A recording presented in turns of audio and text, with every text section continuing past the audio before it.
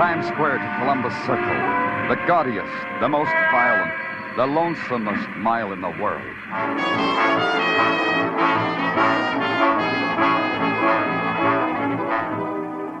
Broadway's My Beat, with Larry Thor as Detective Danny Clover.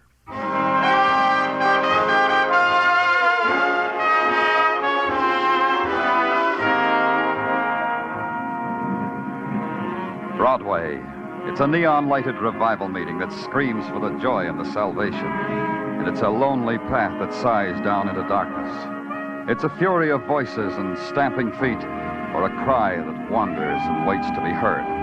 It's Happy Alley with happy talk, where a hot trumpet plays background music for a panhandler. However you want it, that's how it is. It's Broadway, My Beat. The November twilight filtered into my office at police headquarters, and I sat there looking at it, pushing away the time for the filling out of my daily report. There were other diversions. Through the open window, I watched a girl walk down the street.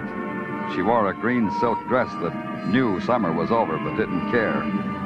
Then I heard two things, a sigh that came from me and a door opening that came from the door. I have no wish to trespass upon a reverie of delight, Daniel. There was only one man who could talk to me like that. A miniature of a man called Lee Kai. Lee Kai, professor of Oriental art at the university. He hadn't changed. The same black military-looking jacket that buttoned high on the throat. The same patent leather shoes with spats slightly pink. And the face still as if it had been engraved on yellow shantung. Daniel, may I presume upon you? Anything you want, Lee, any time. Then permit me to read you this telegram.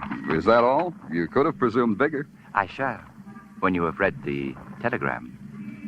It is addressed to me, and it says in 3 words, "Terror follows me." It is signed Mei Ling. Only 3 words. Is not 10 words the usual? Yeah, he's a frugal one, this Mei Ling, huh? Mei Ling is a delicate interweaving of all that is lovely and exquisite in a girl. I do not think she meant to be frugal. I do not think I know what you're talking about. Of course. Therefore, I will explain. You see, Mei Ling, this lovely girl of whom I have told you so much already, she brings me a statuette of the goddess Kuan Yin, the Chinese goddess of mercy.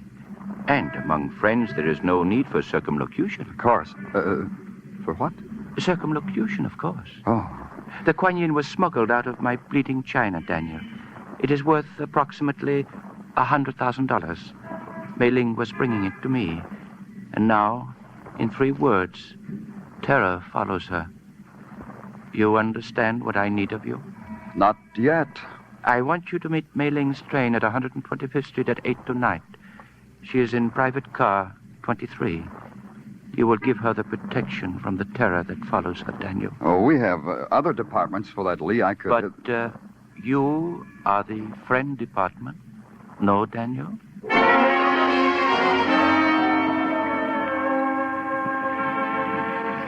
In the nighttime, the 125th Street station hangs over the edge of a glittering world.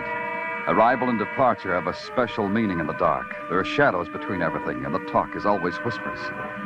I walked out on the concrete platform toward the light on the bulk of the train, and I saw him, the man in a conductor's cap, holding a lantern and looking down at his watch. I asked him a question. 23, next one down through this empty coach. Oh, thanks. Hey, wait a minute. Can't get in 23, private coach. Well, it's all right. I just wanted... Nope, can't let you on. Nope. Sorry, but nope. Orders. Want to see something? Huh? Look at this for a second. Oh, hold it up to the light. Yeah. Police badge, eh? Yep. Yeah. Train pulls out in 7 minutes, mister. Oh, bury me not on a lone prairie. Oh, excuse me, mister. I didn't know where... Hey, you big enough to come from Texas. Are you from Texas? No, now, if you'll let me through here... Well, city fella, huh? You know how I can tell? City fellas are always in a hurry. That's how I can tell. Yeah, now, one side, friend. Now, in Texas, it's different. People are friendly. Just folks down in Texas. I'll show you what I mean here. Here, have a drink. Maybe you didn't understand. I said one side, friend. Hey, you meaner than a shote with a cut snout. No drink, huh? Well, Texan don't prejudice a man because he ain't no drinker. Let me tell you about Texas. Hey, I gotta prove it to you. Out of the way. Oh, you got the idea. Sure, I got the idea. See if you can get this one through your head. Oh. What are you...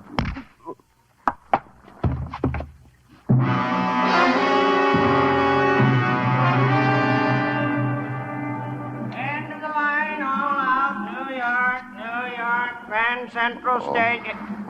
Hey, you, wake up. Now, don't ask me where you are. I've been shouting out my lungs where you are. Oh. Come on, get up. There you are. Hey, you're the policeman. Yeah, the finest of the finest. Stumbled, huh? Later. First I was slugged. Feature that. You feature it. I haven't made car 23 yet. Hey, come back here. I've got to write a report. But I finally did. I finally made it. Car 23. Inside, the place was a shambles. Upholstery ripped, baggage opened and tossed across the seats, as if someone had been in a desperate hurry to find something. I noticed her then. She was sitting there, very lovely, very delicate, the frown pressed at the corners of her lips. I guessed her name was Mei Ling, but I knew she was dead. The bullet hole between the almond eyes made this common knowledge to anyone who took the time to look. To a policeman, a death scene is a place of business. There was nothing there that looked like a priceless statuary called Kuan Yin. I made some notes, called the station master, then found a phone booth to make the violent death of Mei Ling by person or persons unknown a matter of routine. Sergeant Tartaglia speaking. Danny Clover. Mei Ling's dead. Send the boys down to Grand Central. Photographers, fingerprints, technical, the whole crew. The coroner, too. I'll wait for them. Okay. Hey, say, Danny, a guy called. Said he wanted to talk to you. Said it was urgent. Who said all that? John Smith? Well, that's what he said. His name was John Smith. I wrote it down so I wouldn't forget. He said something about wait a minute. Here, I'll spell it to you. Kuanyi. Kuan Yin? Yeah, Danny, that's it. What's John Smith's address? 1212 Mott Street. Got it? Yeah. Goodbye, Tartaglia. Anyone who wanted to see me about a Kuan Yin was a man I wanted to see. I waited around Grand Central until the crew from headquarters arrived, then I took off my squad car and hit Mott Street in 10 minutes. The red brick pagoda that bore the address of one John Smith held all the charm and grace of a 20th century housing project. The only thing oriental about it was a cast iron dragon that snarled at me from the door knocker. I picked up its head and banged it against the door. You would be Danny Clover, and I would be John Smith. The ecstasy is mutual. Please enter.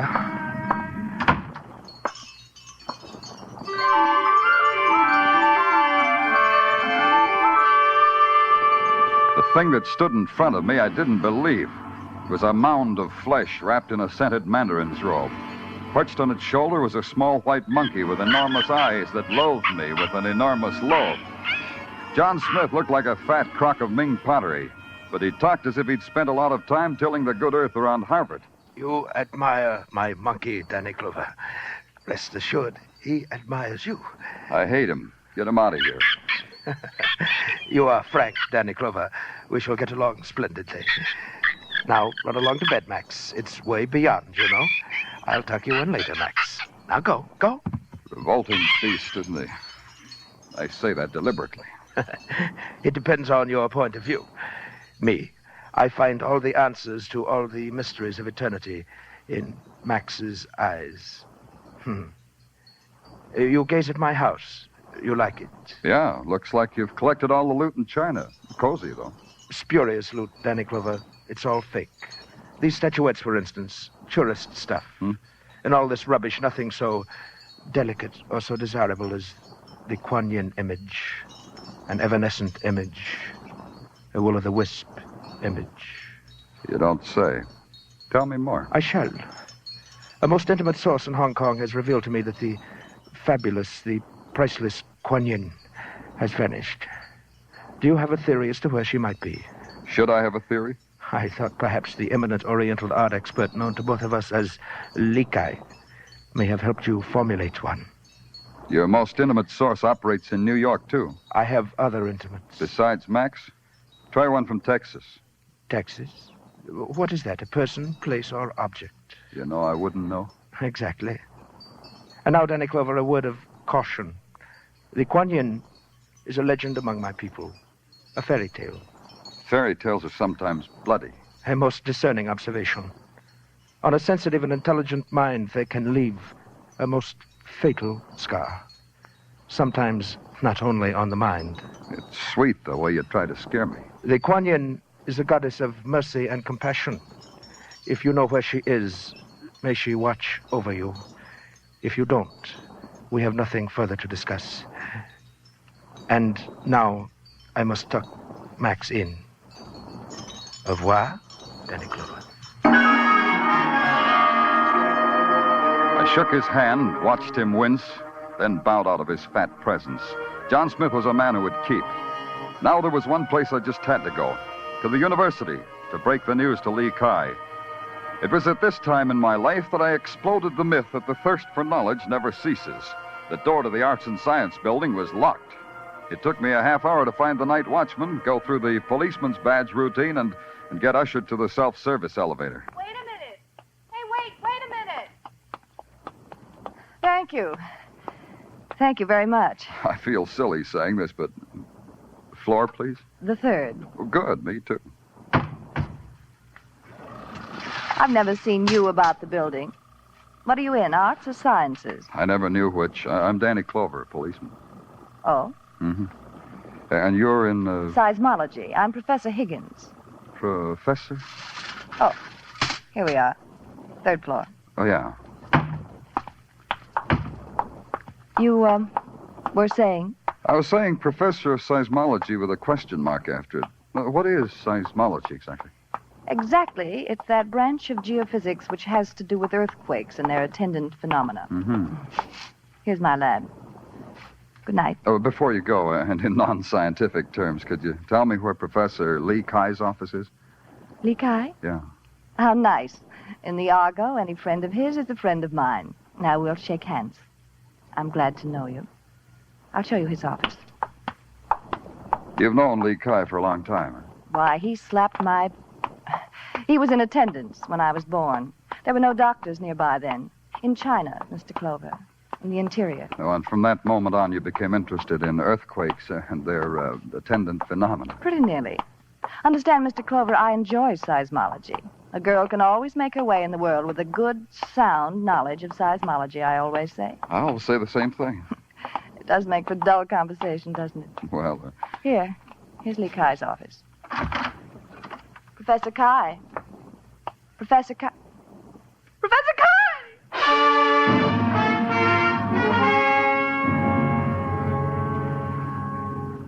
There was only one man who could lie on the floor like that, a miniature of a man called Lee Kai. He had only changed a little bit. The patent leathers were the same, and the spats, the crinkled face. But the small change made a big difference. The sharp object sticking in the middle of his black military-looking jacket made him a venerable ancestor to whatever good he'd done in this world. I knelt down beside him. It was a letter opener plunged deep into his back. And on its handle it said, Acme Life Assurance Company. Put your life in our hands.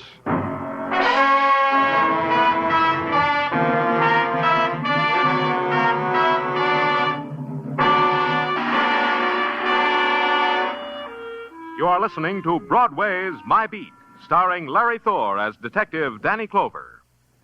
50,000 or more, always in the jackpot on Sing It Again. Music by Gene Autry and Vaughn Monroe. Mystery and thrills with gangbusters Philip Marlowe, Johnny Dollar, and Danny Clover, the Broadway cop.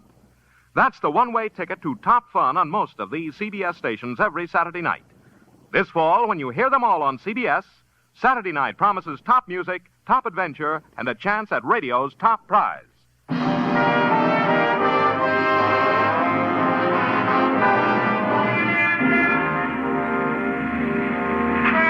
There's this about Broadway. It savors the exotic while it's taking bites out of a hot dog.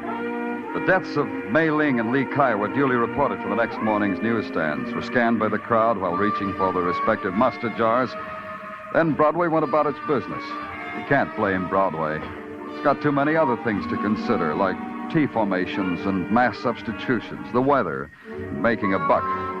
But a policeman with a murder in his hands has to make a world outside all that.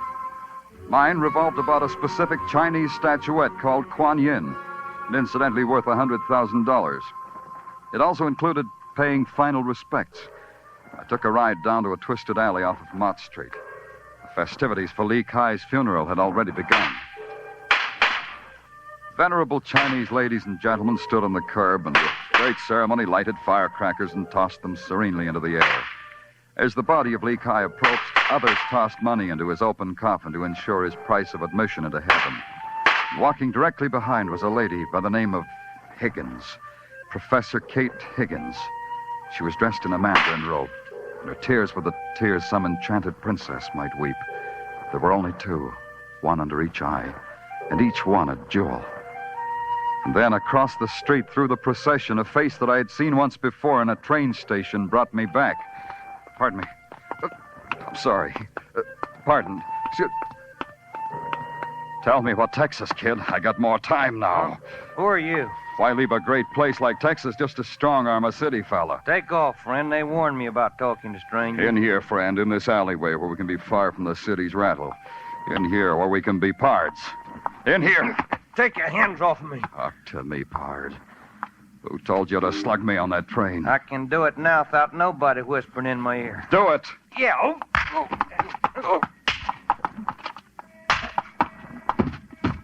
It's going to be a well-filled saddle tonight in the old Hooskow.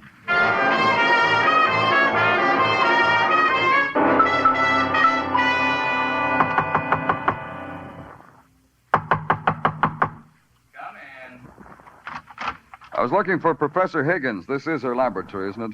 Yes. The professor isn't in. I'm John Scarn, her assistant. Danny Clover, police. Social or business?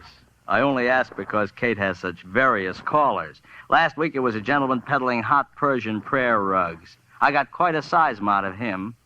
Seism? You're not hep, are you? Seism. Earthquake. A big bang. Tell me, what do you do around here when you're not having seisms? Well, I'll explain it to you. See, these things here are seismographs. They're connected to another machine embedded in concrete below this building. Oh. If there's an earth tremor, it's picked up by the machine downstairs and recorded on these. I see. And this needle here, writing on this rotating drum, records the time of the shock. Precisely. Interesting. Mind if I take a closer look? Well, take it easy, Mr. Clover. We don't need a tumbler to disturb the needle, you know. It's very delicately balanced.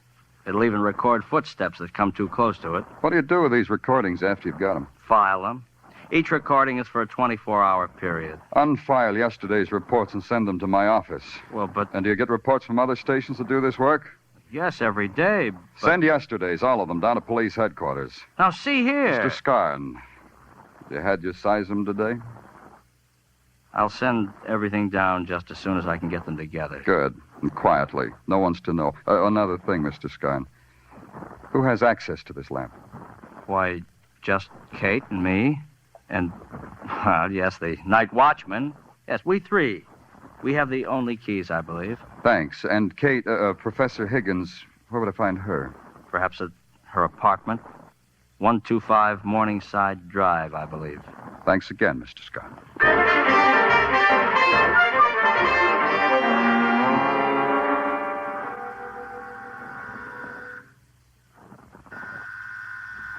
Just a moment. I have to put something on. I'll wait. Clover, why is it that everything happens to you while you're on duty? Maybe it's because you're on duty. Oh, it's you. How nice. You caught me just as I stepped out of the shower, so you'll have to take me as I am, robe and all. Come in. I could wait outside until you, A shy policeman, how charming. You can trust me. Go on in. Thank you, Professor. Over there, but the fire's nice. I always dry myself by the fire, but you interrupted that. Easy, Clover. I'm here. Tell me. I didn't say anything. Oh. Shall I get us something? A drink?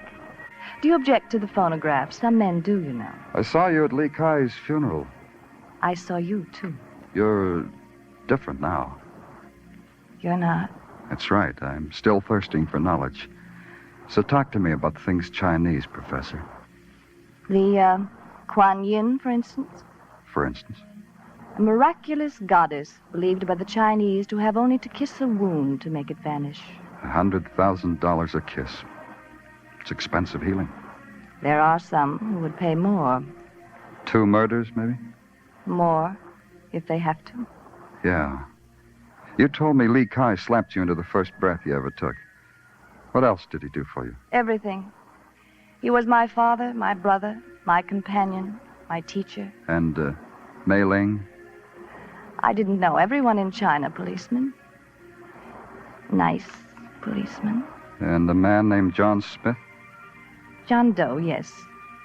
John Smith, no. Give up. All right. Invite me to an earthquake sometime, will you? I'll take time out for it. You'll love it. There's nothing quite so exciting as when the earth moves. Danny, Yeah? the Kuan Yin, you could give her to me.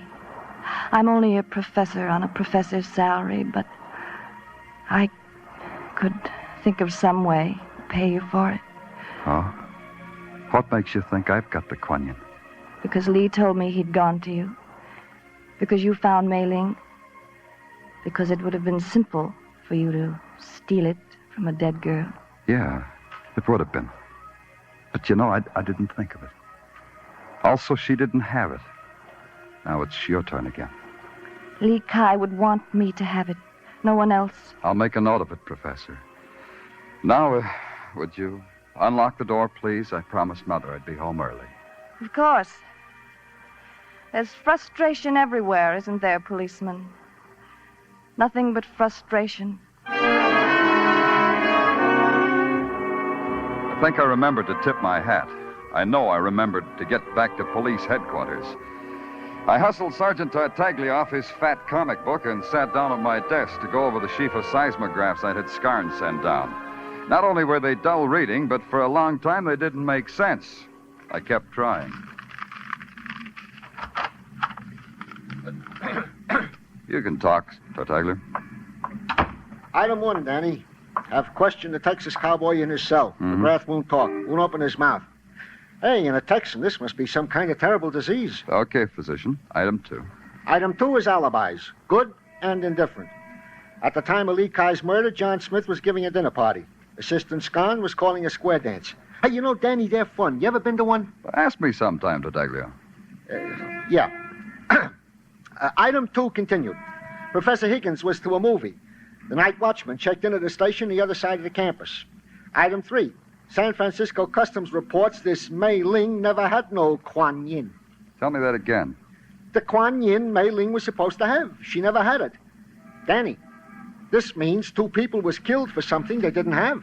Huh? You said something, Tartaglia? When San Francisco Customs reported they had no records on the Kuan Yin, something clicked into place. If the Kuan Yin existed at all, I figured there was only one place where it could exist. So I went there, back to the university in the office of Lee Kai, lecturer and collector of Chinese art, now deceased. Oh, it's you, Mr. Clover. We thought perhaps we would meet you here. The place was a mess. Standing in the midst of the debris was the monkey-owning poet John Smith. And in a corner with a soft light playing with the amber of her hair was Kate Higgins. Danny Clover, it's always a delight to be where you are. The policeman is a meddling, stupid fool, Kate. Yeah, you warned me, didn't you? First to the hired thug, then during a lecture on spurious loot. Mr. Clover, I'm afraid I must dispense with you. Let him talk. I like to watch his mouth. Thanks. So I'll talk. Lee Kai was a wise little man. He had the Kuan Yin all the time. All he wanted was to find out who was trying to get it away from him. He came to me because he knew his enemies would follow him to me. And it backfired, shall we say, in his face. His and Mei Ling, the girl with whom he planned the whole puppet show. You have talked enough, Mr. Clover. Quite enough. I'd been watching Smith, but where that knife came from, I'll never know. He held it low, slanting upwards for ripping, and then he lunged at me. I sidestepped and reached back, grabbed one of Lee Kai's art figures, and threw it at his head. He ducked, and the statue shattered against the wall.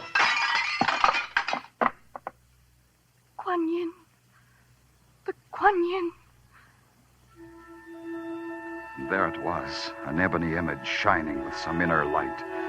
It held us in a kind of suspended trance. Li Kai had been clever. He'd encrusted the Kuan Yin in a cheap plaster cast and set it alongside the rest of his art. One of the oldest tricks in the world. I came out of the trance faster than John Smith did. He lay there with the rest of the crockery, just as pale, just as broken, just as unconscious. He can no longer harm you, Danny. He was an evil man. Yeah, and tricky. Hiring that hatchet man McGrath to kill May Ling and slug me on the train. Kate. Yes, Danny? Maybe I shouldn't ask you this, Kate. But how come you were with Smith? I knew his greed would finally lead him to Kuan Yin, as your curiosity led you to her. And to me. To me, Danny. Kate, do you always repay kindness with murder? What are you talking about? You killed Li Kai. Danny, you're insane. Why do you talk like that? Because the seismograph in your lab registered a disturbance at 9 o'clock last night, the time of Li Kai's murder. How do you know it wasn't the recording of a minor shock someplace in the world? Because no other laboratory picked it up. That's when you stabbed him, Kate, at 9 o'clock. You said you were at the movies. Nobody could prove that. Danny. But you weren't, Kate. You weren't at the movies. You were in your lab. You stabbed Li Kai and dragged his body down the hall to his office. He was a small man. You could have done that. Yes. It's no use. You would deprive me of the Kuan Yin anyhow. 2 killings for the goddess of mercy. Doesn't add up. I would kill anyone who would deprive me of the Kuan Yin. Yes, you too, if I could now. Danny? Uh-huh. Let me hold the Kuan Yin, Danny. Kuan Yin? Yeah. Here. Kuan Yin. Fabulous. Kuan Yin.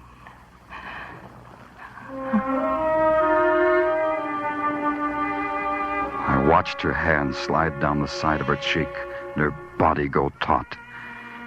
Her eyes fixed and the Kuan Yin narrowed. I caught her before she fell to the floor. When the boys from headquarters came, it took 4 of them to heave John Smith onto a stretcher. They started for Kate Higgins. I told them to mark her fragile. Even a professor of earthquakes can break.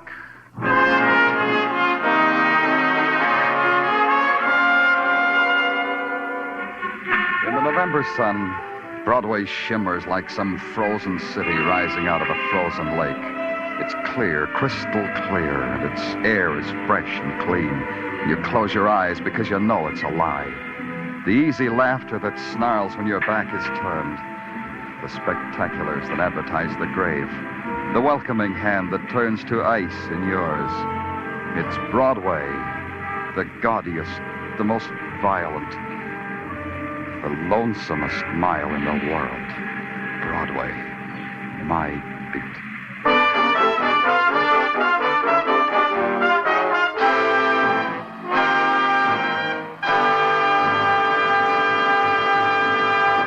Broadway's My Beat stars Larry Thor as Detective Danny Clover and is written by Morton Fine and David Friedkin. The musical score was composed and conducted by Wilbur Hatch, and the program was produced and directed by Elliott Lewis. The cast tonight included Mary Jane Croft, Charles Calvert, William Johnstone, Barton Yarborough, William Conrad, Junius Matthews, and Jerry Hausner. Stay tuned for Sing It Again, which follows immediately over most of these same CBS stations. This is CBS, the Columbia Broadcasting System.